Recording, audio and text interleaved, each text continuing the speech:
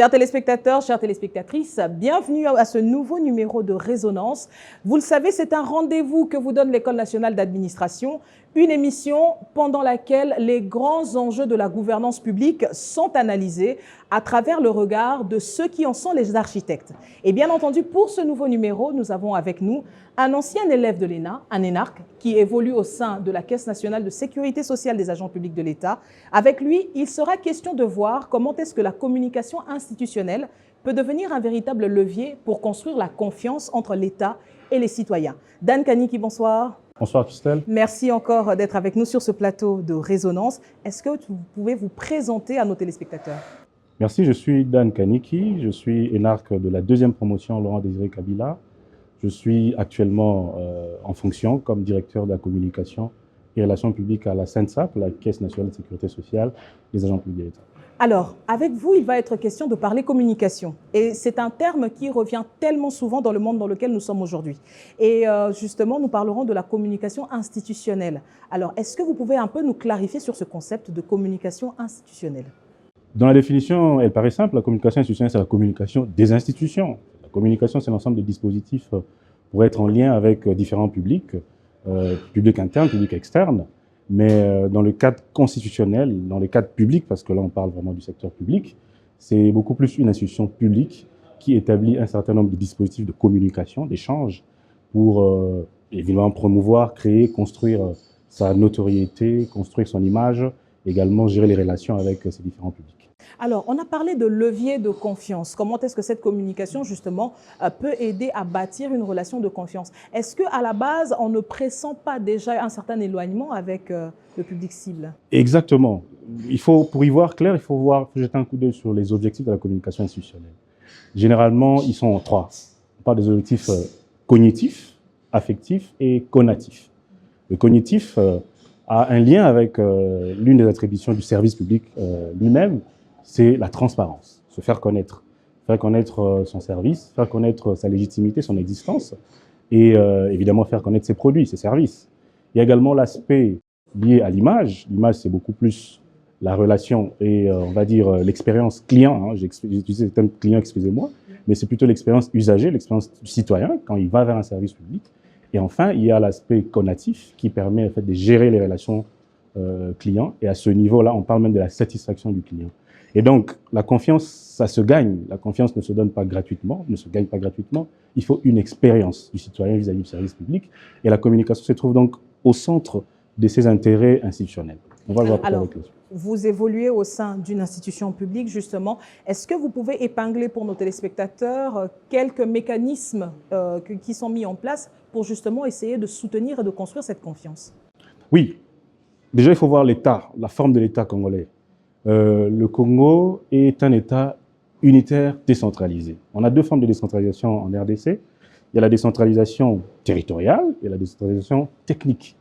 Je vais aller un peu très rapidement. Territoriale, c'est les ETD, les entités territoriales décentralisées, la province, la ville, la commune, les secteurs, etc.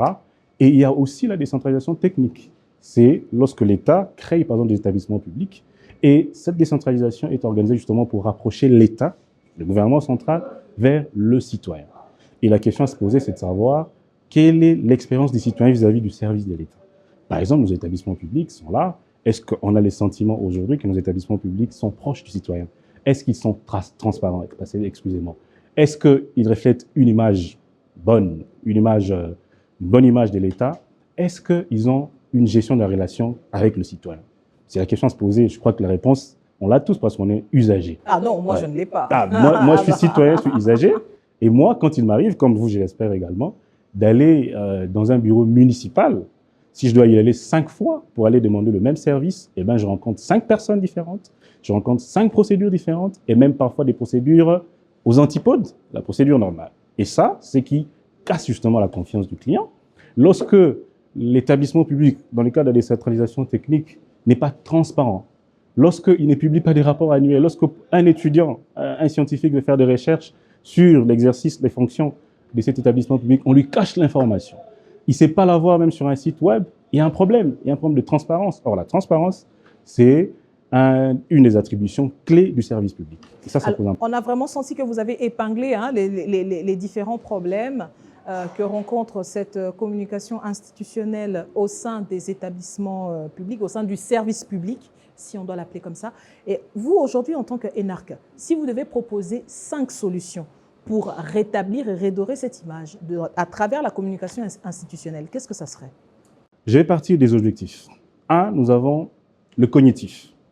En tout cas, l'État, à travers ses représentations, on va dire techniques ou territoriales, qui se rapprochent plus du citoyen, doit renforcer sa transparence, notamment en se faisant connaître déjà. Ici, au niveau du Congo, un Congolais, un étudiant, je reviens souvent sur les cas des étudiants parce que c'est un cas que j'entends souvent, qui veut en savoir plus sur l'ENA, il n'a pas forcément besoin de venir à l'ENA s'il se trouve à Kasumbalesa. Il n'a pas besoin forcément de venir à l'ENA. Il peut au moins taper sur un site web et rentrer, avoir un rapport annuel de l'ENA. Déjà ça, on commence déjà par les BABA, la transparence, l'ouverture. Les établissements publics de services publics ou les organismes publics ont l'obligation de redevabilité de l'information institutionnelle. Ça, ils doivent le savoir. On ne peut pas se cacher ce genre d'informations. On doit savoir qu'est fait l'OCC, d'ailleurs, qui peut-être n'est pas dans le cadre des établissements publics, que fait tel organisme que l'État a créé pour le citoyen. Ça, c'est la première des choses. La deuxième des choses, c'est l'image, la qualité du service public. Et ça, on y revient souvent, très souvent.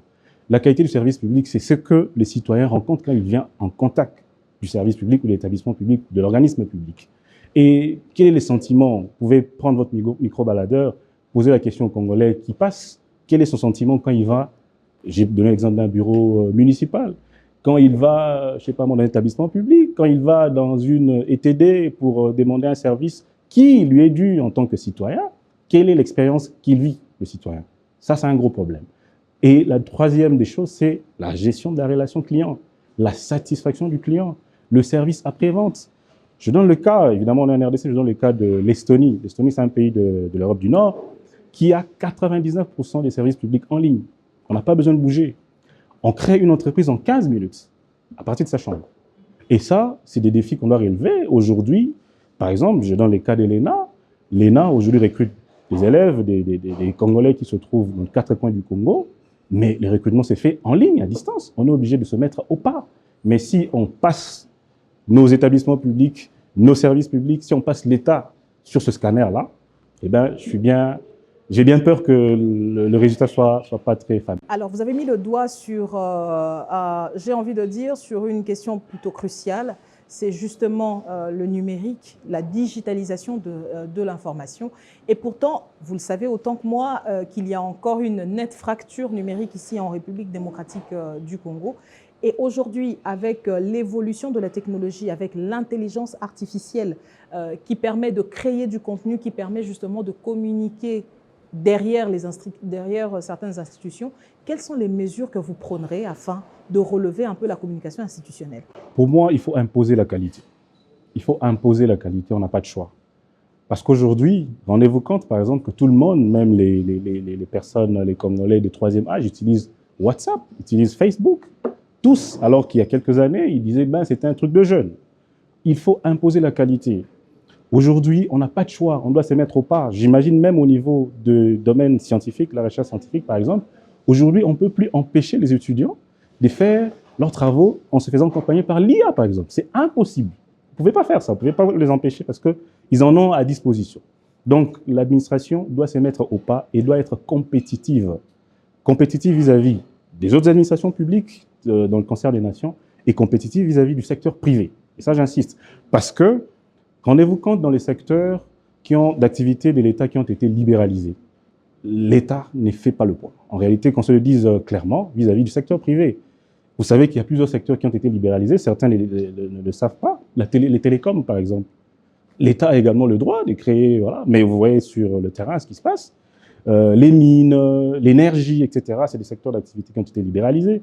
Mais même lorsque l'État vient créer des sociétés commerciales de l'État qui sont des sociétés marchandes, qui doivent compétir, dans le secteur de l'assurance, par exemple, je n'ai pas cité des noms, on est bien d'accord que l'État a encore des soucis vis-à-vis du client.